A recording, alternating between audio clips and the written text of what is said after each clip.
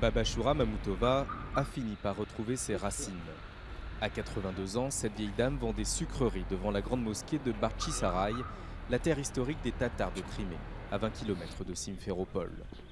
À la fin de la Deuxième Guerre mondiale, ces Tatars ont tous été déportés sur ordre de Staline, qui les accusait de collaboration avec les nazis. Un exil forcé de 55 ans et un voyage qu'elle n'oubliera jamais.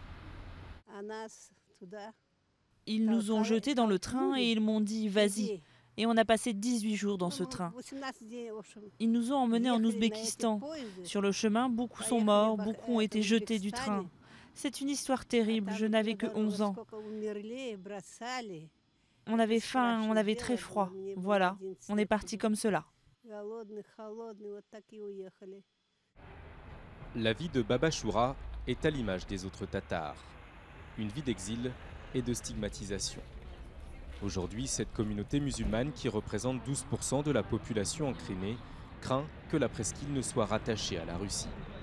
Ils jugent illégal le référendum organisé mi-mars, qu'ils boycotteront, et s'inquiètent d'être une nouvelle fois discriminés.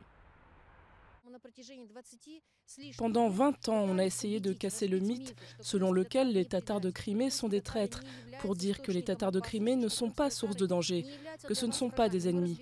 On a mis 20 longues années à casser ce mythe, et aujourd'hui, après ce long processus pour se réapproprier notre patrie, on risque de se retrouver à nouveau sans patrie. Et c'est ça le plus grand danger.